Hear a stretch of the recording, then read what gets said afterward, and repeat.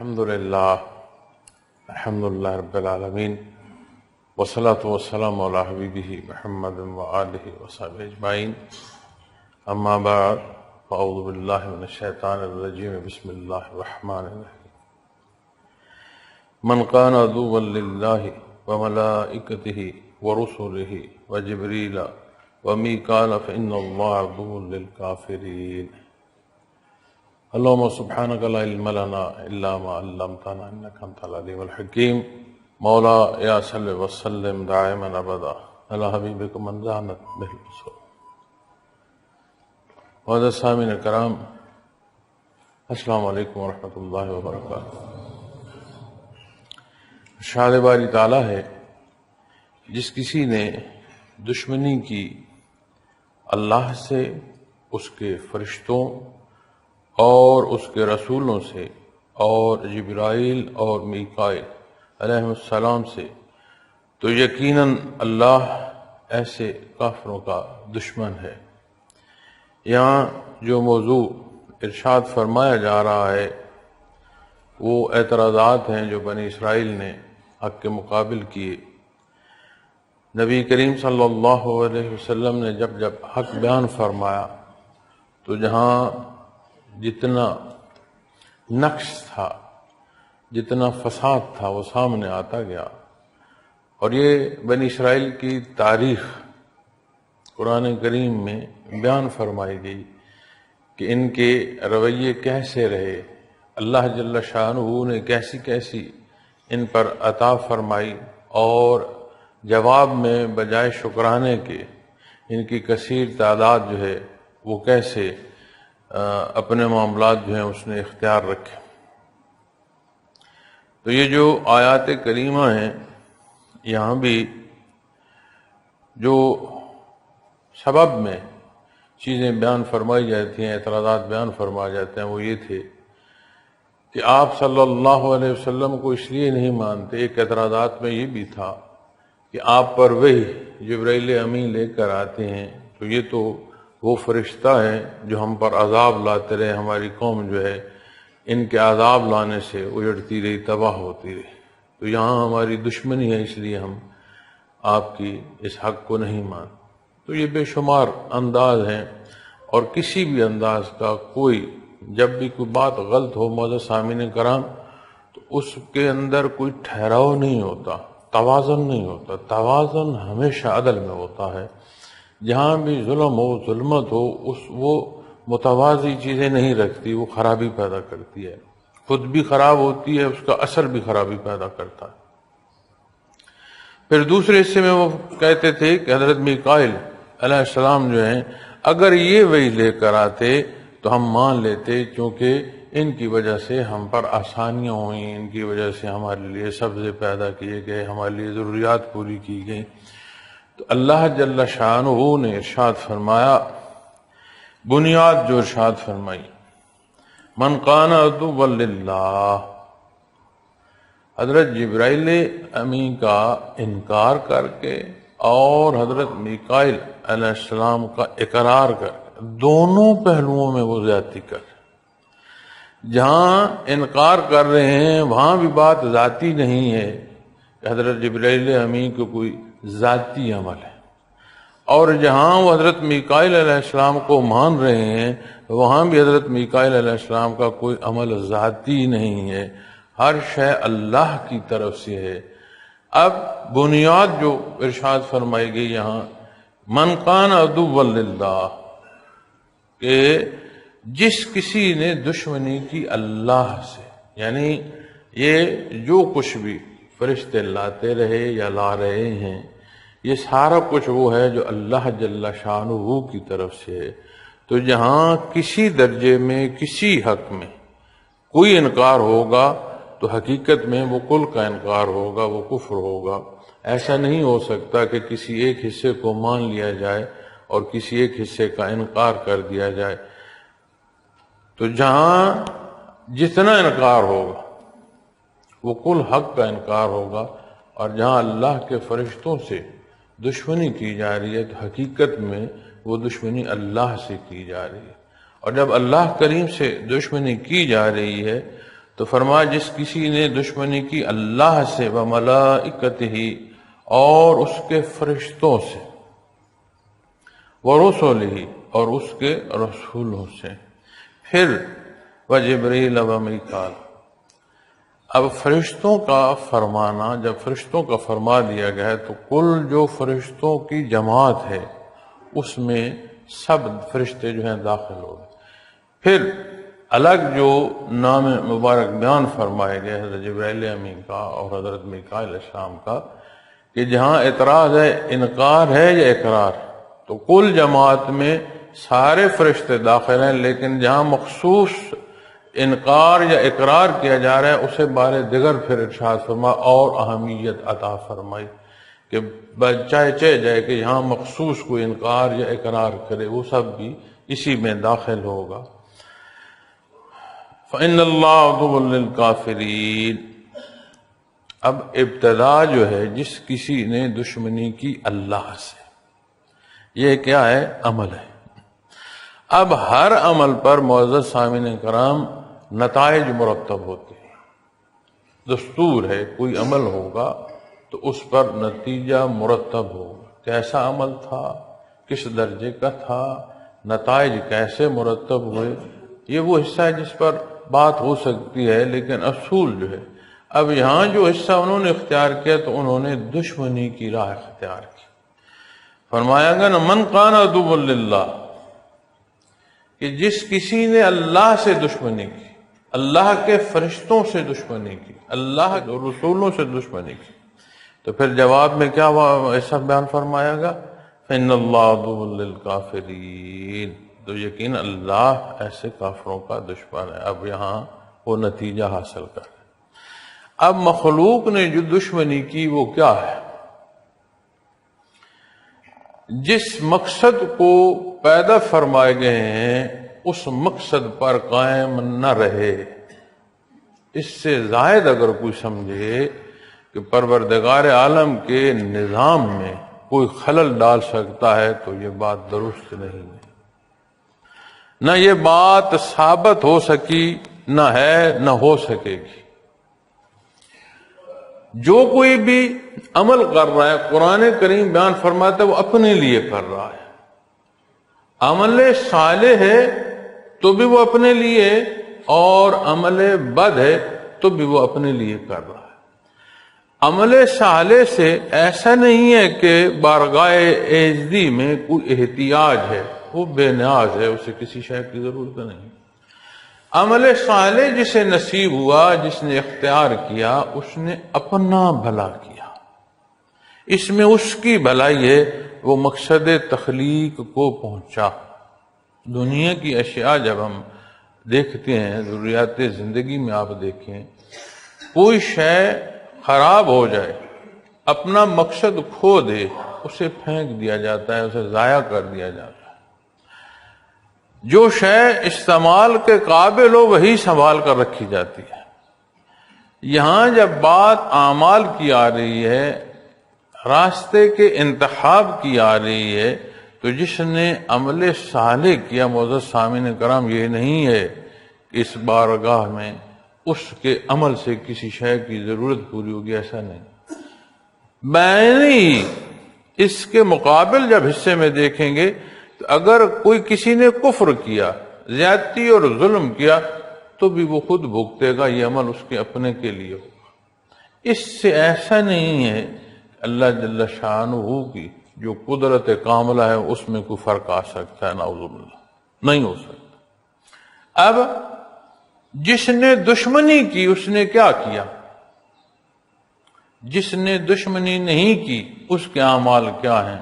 تو بالعموم اگر آپ جائزہ لیں تو دونوں میں پیدائش بھی ہے، شکل و صورت بھی ہے، حیات کے مختلف پہلو، زندگی کے مختلف زیر و بم سے گزرتا، صحت، بیماری، سردی، گرمی، مشکل، آسان، اس سے گزرتا ہوا موت ہے۔ اس سارے میں دونوں گزر رہے ہیں۔ اب جس نے اللہ سے دشمنی کی، حقیقت میں اس نے اپنا نقصان کیا، اس لیے کہ جو حدود ہیں اس سے باہر نہیں نکل سکتا۔ قرآن کریم بڑا واضح بیان فرماتا ہے کہ کوئی اللہ کی قدرت سے نکل نہیں سکتا کہ کہیں بھاگ کر چلا جائے، ہر شے اللہ کریم کے دستے قدرت ہے۔ اب اس نے وہ دشمنی کی جس میں اپنے آپ کو ہی اجاڑا، یہ اس کا عمل ہے۔ اور پھر معزز سامعین کرام، باریک بینی سے جائزہ لیں ہر عمل بد، چاہے وہ بحثیت کافر کو اختیار کر رہا ہے، چاہے کوئی گناہ بحثیت مسلمان کسی سے سرزد ہوا، ہر عمل بد جو ہے وہ بدی پھیلاتا ہے، اور وہ بدی نقص پیدا کرتی ہے اس ساری زندگی کے عمل میں۔ اسی لیے فساد فی الارض قرآن کریم سے بیان فرماتا ہے، وہ بات رکتی نہیں ہے، وہ غلطی مزید خرابیاں پیدا کرنے کا سبب بنتی ہے۔ اور اصلاح کا کوئی پہلو ہو، چھوٹی سی چھوٹی بات، آپ اگر غور فرمائیں کہ راستے سے مخلوق نے گزرنا ہے، مومن ہو غیر مومن کوئی بحث نہیں ہے، انسان یا جانور کی بحث نہیں ہے، وہاں سے اگر کوئی راستہ صاف کرتا ہے کہ گزرنے والے کے لیے آسانی ہو،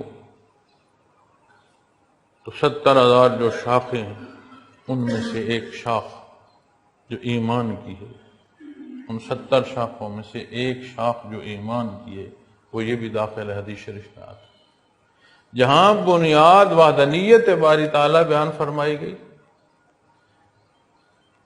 اور بالعموم زندگی کے جو ضروریات ہیں ان کی تکمیل تک، پھر بات فرمائی گئی کہ اگر کسی کی گزرنے کی آسانی کو راستے سے کوئی شے ہٹا دیتا ہے تو یہ بھی اللہ کریم نے ایمان کی شاخوں میں ایک شاخ جو ہے وہ عطا فرمائی ہے، حدیث شریف میں بڑا واضح سے بیان فرمایا۔ تو کوئی بھی عمل صالح جو ہے، جہاں وہ صالح ہے وہاں دنیا میں اصلاح کا سبب بھی بنتا ہے، اور وہ اصلاح مخلوق اس سے استفادہ اٹھاتی چلی جاتی ہے۔ اب کر کچھ نہ سکے، نہ پیدائش، نہ شکل و صورت، نہ صحت بیماری، نہ حالات، نہ واقعات، نہ موت، کچھ نہ کر سکے، اپنی نیت ظاہر کر دی، ایک متکبرانہ رویہ اختیار کیے رکھا، لیکن آخر تکبر کی جو گردن ہے اٹھی ہوئی، سر اٹھا ہوا، اس کی گردن کٹ جاتی ہے۔ اب جب بات اس عمل کے نتیجے کی آئے گی تو معزز سامعین کرام، جب یہ فرمایا جا رہا ہے نا کہ فَإِنَّ اللَّهَ عَدُوٌّ لِّلْكَافِرِينَ، کہ یقیناً اللہ ایسے کافروں کا دشمن ہے، اب یہاں سے کیا بات سامنے آئے گی؟ یہ اللہ کریم کی شان قدرت ہے، اس نے کلام ذاتی میں بیان فرمایا ہے کہ کوئی شے ایسی نہیں ہے جو دنیا میں حرکت کرتی ہے، یعنی جس میں حیات ہے، تو اس کا رزق میرے ذمے نہ ہو۔ یہ مخلوق ہے، وہ خالق ہے، اس نے جو فرصت دی ہے یہ اس کی شان ہے، ہر ایک کو جو اس نے عطا فرمایا ہے، جو حدود و قیود مقرر فرمائی ہیں وہ قائم رہیں، یہ اس کی شان ہے۔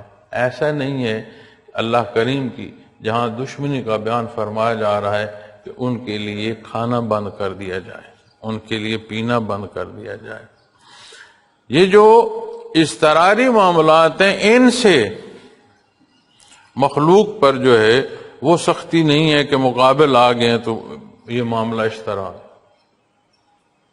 وہ اسی فضا سے جو اس کی دی ہوئی ہے، عطا کی، اسے سانس لے رہے ہیں، اسی کا دیا پی رہے ہیں، اس کا دیا کھا رہے ہیں، اسی کی زندگی جو عطا کی گئی ہے، ایک ایک لمحہ جو اس کے مرہون منت ہے اسے اختیار کر کے اپنی زندگی بسر کر رہے ہیں۔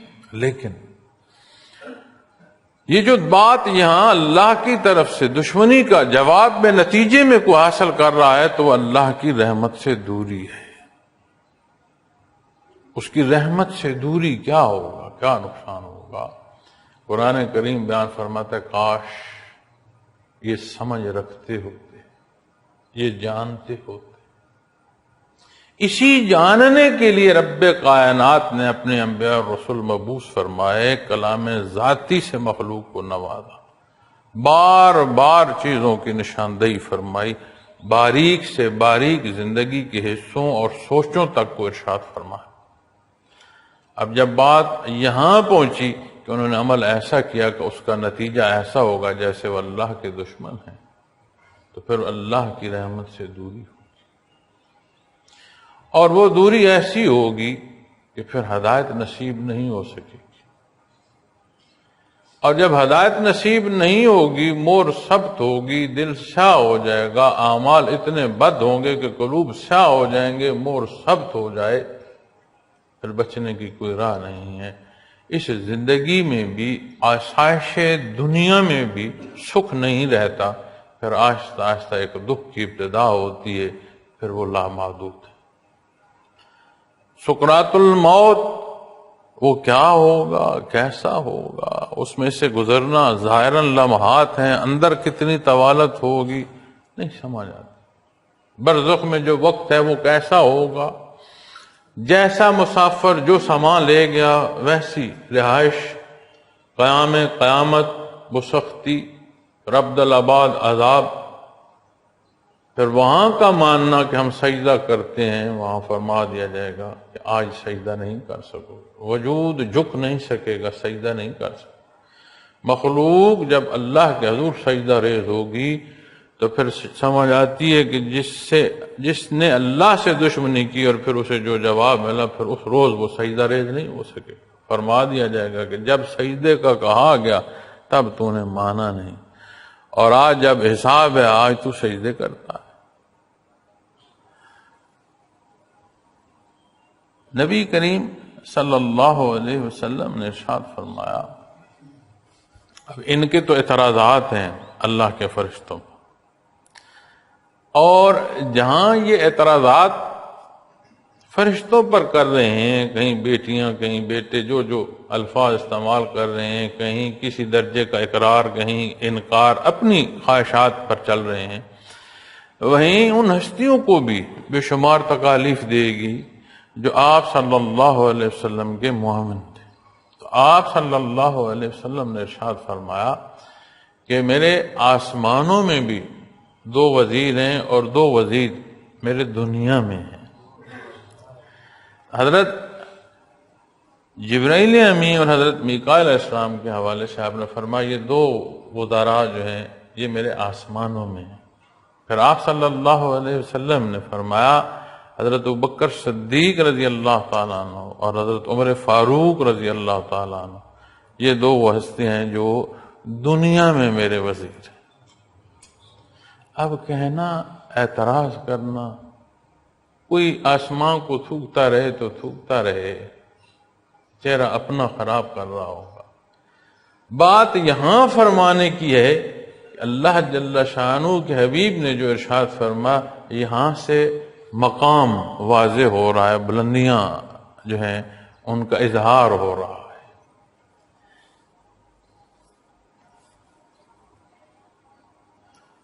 فرمایا، ارشاد ہوا فَإِنَّ اللَّهَ عَدُوٌّ لِلْكَافِرِينَ۔ تو اس پر جتنی بھی بات کی جائے اتنی باریکیاں آگے بیان ہو سکتی ہیں، ایک ایک اعمال جو وہ سرزد کر رہے ہیں، مزید ڈوبتے چلے جا رہے ہیں، تو اسی حوالے سے جتنی خرابی ہے وہ سارے معنوں میں داخل ہوتی چلی جائے گی۔ اکثر میں ساتھیوں سے یہ عرض کرتا ہوں کہ جہاں تلاوت نصیب ہوتی ہے کوشش کیا کریں، مادری زبان نہیں ہے عربی ہماری، دسترس نہیں ہے، زیر زبر کا فرق لگ جاتا ہے دیکھ کر پڑھتے ہوئے بھی، تو اس کی باریکیاں، ان باتوں کے جو پہلو ہیں ان کا سمجھنا، تو اپنی کوشش ہو کہ ہم تھوڑا بہت ترجمہ ساتھ پڑھے رکھیں، اور بہت خوبصورت ترجمہ ہے اکرم التراجم، حاشیہ دیکھنے کی ضرورت پیش نہیں آتی، ایک تسلسل نصیب رہتا ہے۔ اسی طرح پھر اللہ پاک توفیق عطا فرمائے تو اکرم التفاسیر جو ہے اسے ساتھ کچھ وقت دیں، تو بڑی باریکیاں چیزوں کی سمجھ آتی ہے۔ تو مزید کسی آیہ کریمہ کی تفصیل دیکھنی ہو تو وہ تفسیر سے جو ہے رجوع ضرور کیا جائے۔ بڑا واضح جو ہے حضرت رحمۃ اللہ تعالی علیہ نے تفسیر بیان فرمائی، مختصر، آسان اور عام فہم، لیکن بات عام نہیں ہے، اس کا ایک معیار ہے۔ کسی درجے کا بھی کوئی بندہ استفادہ کرنا چاہے تو اسے استفادہ ہوگا۔ بہت پڑھا لکھا ہو، ایک عمومی جو ہے علم کی دسترس بات پڑھ سکے، اسے بھی استفادہ نصیب ہوتا۔ وَلَقَدْ أَنزَلْنَا إِلَيْكَ آيَاتٍ بَيِّنَاتٍ، اور یقیناً ہم نے آپ پر واضح دلائل نازل فرمائے۔ یہاں سمجھ آ رہی ہے کہ جو ان کی دشمنی اللہ سے اور جو اس کی رحمت سے دوری ہے، کیا ہے کہ اللہ جل شانہ نے فرمایا اور یقیناً ہم نے آپ پر واضح دلائل نازل فرمائے۔ جہاں بات وحدانیت باری تعالیٰ کی ہے، وہاں سے لے کر انسانی زندگی اور زندگی کی ضروریات کے تحت آتے ہوئے پانی کا ایک گھونٹ جو پینا ہے، اس پینے کے انداز تک دین اسلام سے جو ہے تعلیم نصیب ہو رہی ہے۔ اسوہ حسنہ صلی اللہ علیہ وسلم ایسا بہترین نمونہ حیات ہے کہ زندگی کے ہر پہلو میں رہنمائی نصیب ہوتی ہے، اور دوست تو دوست جس کا اقرار دشمن بھی کرتے تاریخ بیان کرتی ہے۔ تو جب فرمایا یقیناً ہم نے آپ کو واضح دلائل جو ہیں وہ عطا فرمائے، تو پھر آپ غور کیجئے کہ یہ وہ اصول زندگی ایمان سے معاملات تک ایسا ہے، پوری شد و مد سے کفار نے کوشش کی کہ اس حق کو دبا دیا جائے، یہاں تک معاہدہ کرنے کی کوشش کی کیونکہ مکہ مکرمہ میں جو بیت اللہ شریف کا موجود ہونا اور تجارت کا حوالہ، یہ دو ایسے پہلو ہیں کہ مکہ مکرمہ کی جو حیثیت ہے بڑے دور تک دنیا میں جانی جاتی تھی، اور جو قافلے تجارتی قافلے سفر کرتے تھے وہ بڑے دور دراز علاقوں تک اور دنیا کے مختلف خطوں تک جاتے تھے۔ اب جہاں وہ سامان خریدتے تھے وہاں کے لوگوں سے میل جول ہوتی تھی، وہاں کے لوگ ساتھ مسافر ہوتے، خدام میں آ جاتے، کاروباری شراکت داری میں آ جاتے، اپنے قافلوں کے ساتھ آتے۔ تو جہاں جہاں کی جو جو روایت تھی، جو جو مذاہب تھے، جو جو سوچ تھی، اس کا اثر بھی جو ہے وہ مکہ مکرمہ کے معاشرے میں پایا جاتا تھا۔ اس لیے وہاں ہر مذہب کے تقریباً ماننے والے جو لوگ ہیں وہ موجود تھے۔ تو یہ چاہا سرداران قریش نے کہ جہاں اتنے سارے مذاہب ہیں وہاں ایک دین اسلام بھی رہے، لیکن جو ہماری عمومی زندگی ہے اس پر کسی مذہب کا اثر نہیں ہے، تو ہماری معاشرت کو نہ ہلائیں۔ آپ سجدہ کرنا چاہتے ہیں، رکوع سجود کریں، کوئی اعتراض نہیں۔ جہاں کوئی بت کی پوجا کر رہا ہے وہ کر رہا ہے، کوئی آگ کی پرستش کر رہا ہے، کوئی فرشتوں کو پوج رہا ہے۔ اسی طرح آپ اپنا رکوع سجود کر لیں، ہمارے نظام حیات کو نہ ہلائیں۔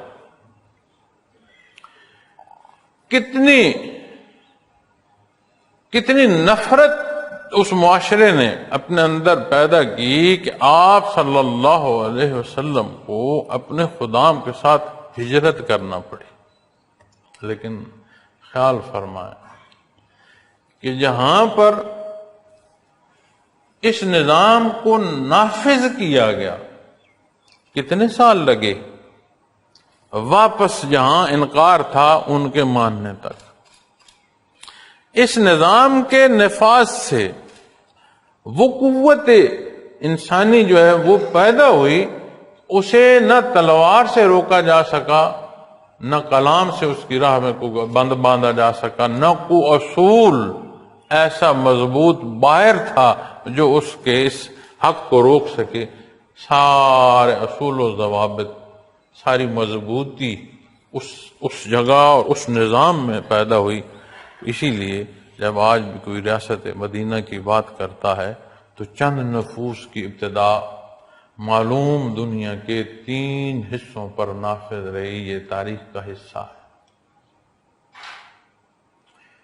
یہ نشانی تھوڑی ہے کہ پورا کفر جمع ہو گیا اور حق کو مٹانا چاہا، لیکن حق مٹا نہیں، ایسا قائم ہوا کہ کفر ٹوٹتا چلا گیا۔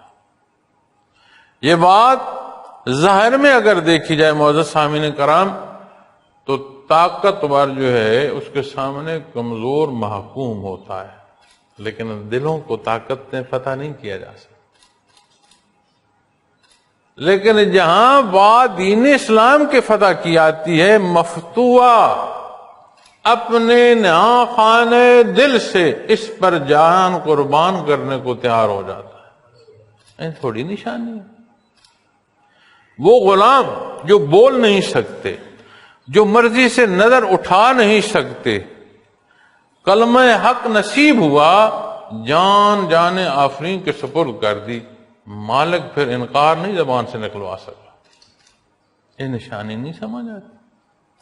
پھر جو اصول دیا، جو ضابطے دیے، اس سے استفادہ بالعموم ہوا، مخصوص حصوں میں نہیں گیا کہ جیسے سود ہے کہ سود جو ہے سود خور کے پاس تو جمع ہو رہا ہے، جہاں معاشرے میں سود دیا گیا ہے وہاں سے ہر ایک کو نچوڑ رہا ہے، نہیں، کسی حصے کو دیکھیں اس میں مساوات ہے۔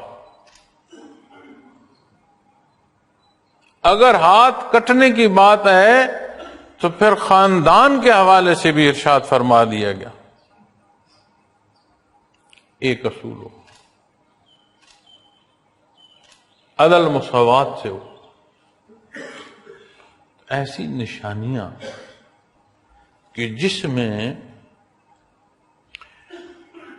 معجزات خرق عادت معاملات سے لے کر ظاہر دنیا، معمولات دنیا تک کی شہادت جو ہے وہ دیتی ہے، پھر اس سارے کا انکار کیسے کیا جا سکتا؟ مانتے نہ، اتنی واضح نشانیاں تھیں، اتنی واضح نشانیاں اللہ کریم کے کلام سابقہ میں بیان فرما دی گئیں، اتنی واضح نشانیاں آپ صلی اللہ علیہ وسلم کی ذات اقدس میں، وجود عالی میں، ارشادات عالی میں، ایک ایک رہنمائی، ایک ایک حکم میں انکار ہو نہیں سکتا۔ تو اسی لیے یہ شہادت بھی ملتی ہے کہ ذاتی مجالس میں یا باہم گفتگو میں وہ اقرار کرتے تھے کہ اللہ کے رسول، انکار ہو نہیں سکتا۔ اس لیے قرآن کریم بیان فرما رہا تھا نا کہ واضح دلائل جو ہیں اللہ کریم نے وہ نازل فرمائے ہیں، اتنی واضح دلائل ہے، انکار ہو نہیں سکتا۔ اب کوئی چھلانگے لگاتا رہے نا جی کہ باہر اندھیرا ہے، دن نہیں ہے، شور مچاتا رہے کہ میں نہیں مانتا کہ باہر جو ہے وہ سورج نظر آ رہا ہے، دن ہے، روشن ہے، وہ کہے نہیں رات ہے، اندھیرا ہے، بھائی سورج نہیں، کہتا رہے تو انکار نہیں کر سکے گا۔ اس پر اعتراض آئے گا کہ اندھا ہے یا پاگل ہے، اس کا ہوش ٹھیک۔ اسی طرح اتنی واضح نشانی اللہ جل شانہ نے آپ کو عطا فرمائی کہ وہ اصول جو آپ نے مخلوق کو تعلیم فرمائے، بادشاہوں نے بھی اس سے استفادہ حاصل کیا اور غلاموں کو بھی استفادہ نصیب ہوا۔ وہاں تاریخ کا گواہ ہے۔ اتنی واضح شہادت ہے کہ آج ہم جس گراوٹ کا شکار ہیں کہ ہماری تاریخ بھی غیر کی لکھی ہوئی ہے، وہ بھی اتنا حق ہے کہ کل انکار نہیں کر سکا، آئیں بائیں شائیں لکھتے رہتے ہیں کہ بھول بھلائیاں بناتے رہو، انکار نہیں کریا جائے۔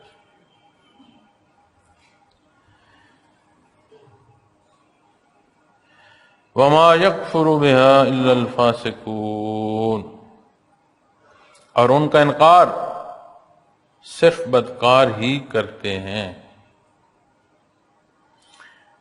یعنی جنہوں نے اعتراض کیا، جنہوں نے دشمنی کی، انہیں جو واپس حصہ نتیجے کے طور پر بھگتنا ہے وہ وہی ہے جو اعمال کرتے رہے، اس کے مطابق جو سزا ہے وہ بھگتیں گے۔ اور جو کفر ہے تو فرمایا نا فإن اللہ عدو للکافرین، یقیناً اللہ ایسے کافروں کا دشمن ہے۔ تو یہاں جب بات آتی ہے نا وما یکفر بہا الا الفاسقون، ان کا انکار صرف بدکار کر، فسق بدی۔ اب بدی جو ہے یہ ایسی ہے کہ جیسے ایک ایک کنکر کسی کشتی میں رکھا جائے اور اسے سمجھا جائے کہ کنکر ہی ہے، لیکن ایک وقت آئے گا کہ وہ کشتی ڈبونے کا سبب ہو جائیں گے، اتنا بھار بن جائے۔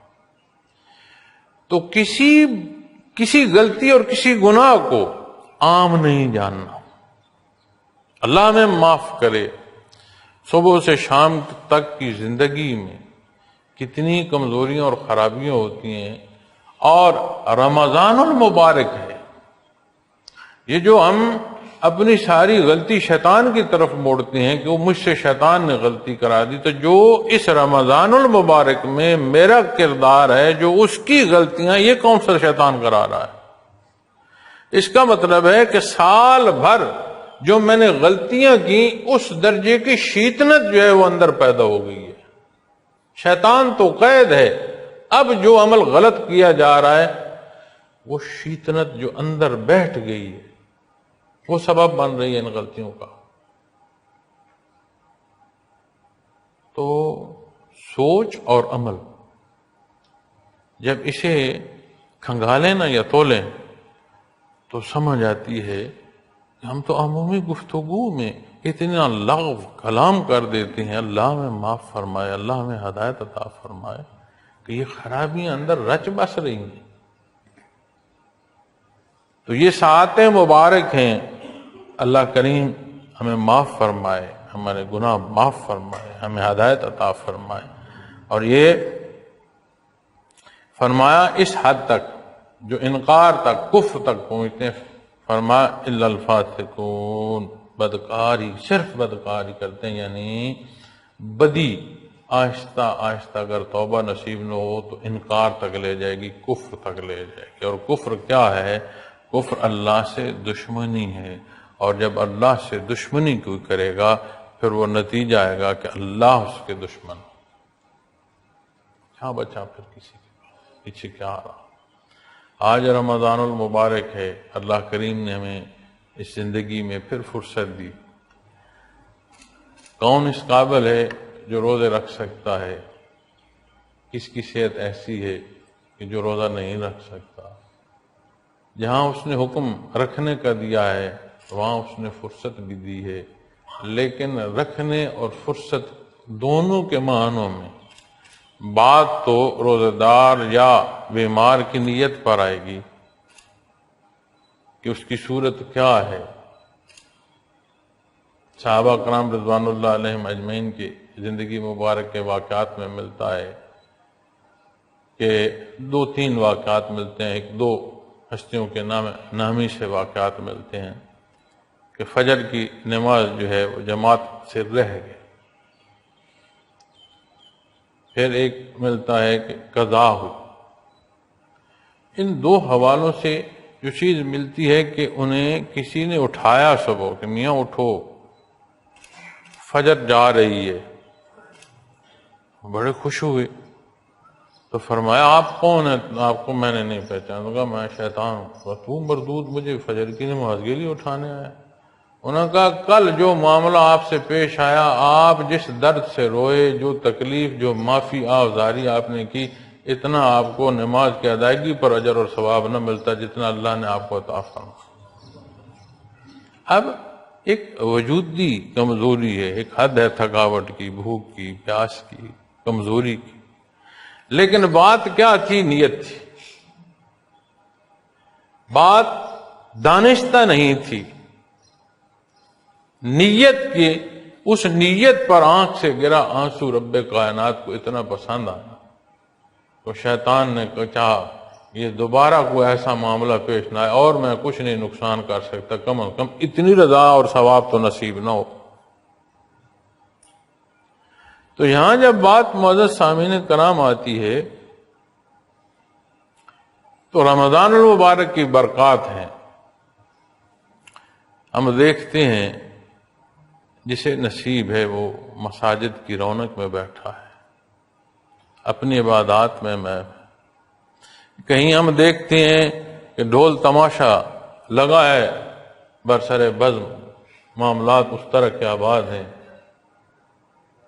اور یاد رکھیے گا کبھی بھی بہتری غلط عمل سے پیدا نہیں ہوگی، ہمیشہ بہتر عمل، بہتر رویہ بہتری پیدا کرے گا۔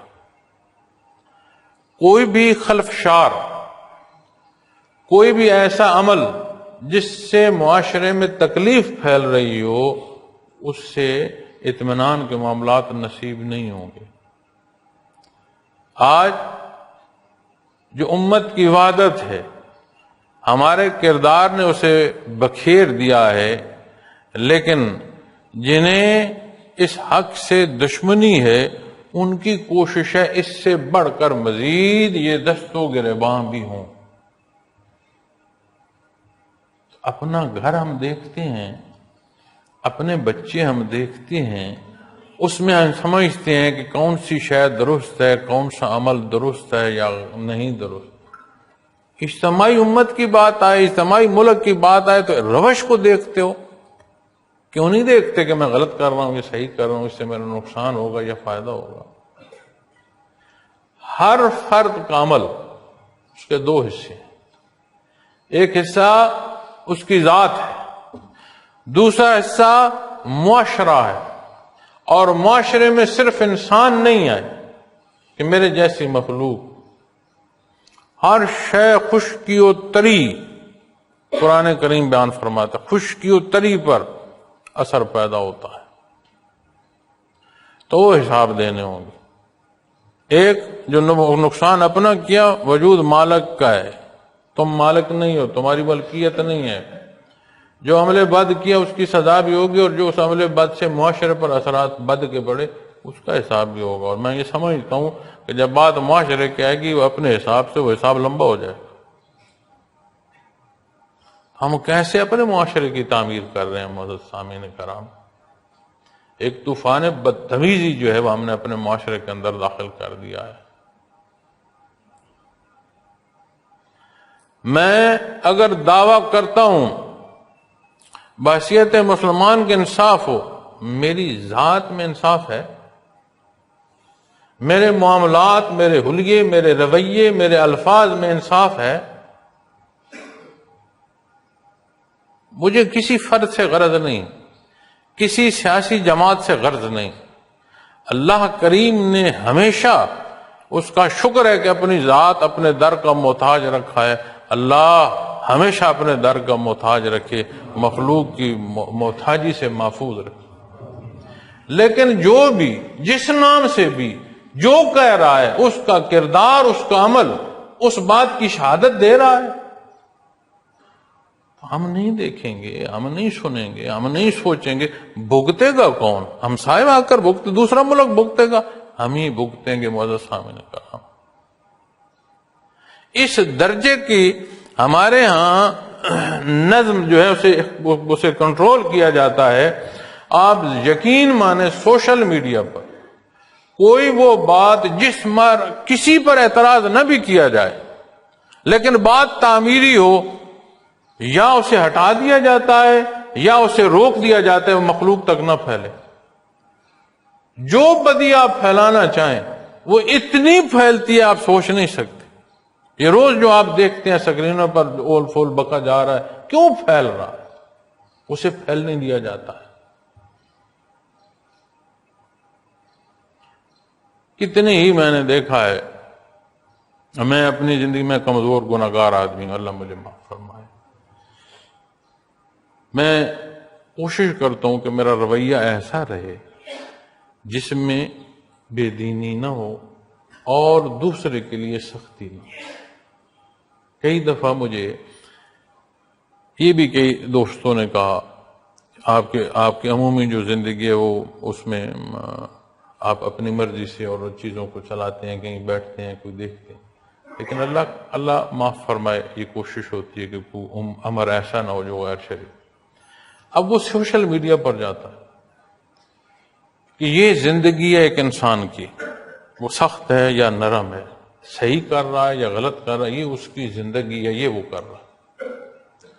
اور یہ معاملات میں اس شوق سے نہیں دیتا کہ کوئی دیکھے، اس لیے دیتا ہوں کہ جہاں جہاں جتنا اعتراض ہے، چونکہ داڑھی پر، مسلمان پر، داڑھی پر، حلیے لباس پر، جگہوں پر، ممالک پر اعتراضات ہیں دنیا میں، یہ ہماری زندگی ہے بھائی، ہم اس میں غلط کیا کر رہے ہیں، سخت کیا کر رہے ہیں، نرم کیا کر رہے ہیں۔ اس کے باوجود آپ یقین مانے کتنی باتیں میں جو ہے نوٹ کرتا ہوں، اسے نہیں پھیلنے دیتے، نہیں بولنے دیتے۔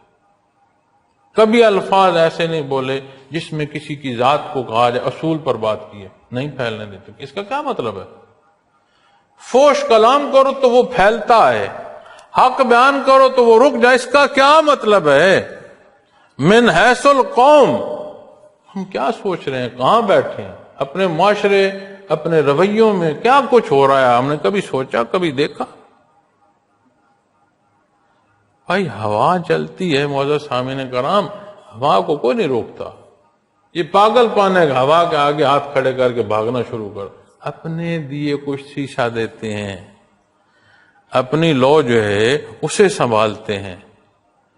تو ہم ساری قوم لگے ہیں ہوا کے پیچھے، دی کی حفاظت نہیں کر رہے۔ اللہ کریم اس امت کو اتفاق اور اتحاد عطا فرمائے، اللہ ہمارے اس ملک کی حفاظت فرمائے، ہمیں شعور عطا فرمائے، ہمیں مثبت کردار اختیار کرنے کی توفیق عطا فرمائے۔ رمضان المبارک کی بابرکت ساعتیں ہیں، اللہ اس برکت سے ہم پر رحم فرے، ہماری غلطیاں معاف کرے۔ دوسرا عشرہ تکمیل کو ہے، اب برات کی بات ہے، اللہ نے اپنی رحمت سے نوازا، بخششیں عطا فرمائی، پھر بھی اگر کوئی رہ جائے تو بات برات کی ہے، اللہ کریم اپنا احسان فرمائے رکھے۔ وآخر دعوانا الحمدللہ۔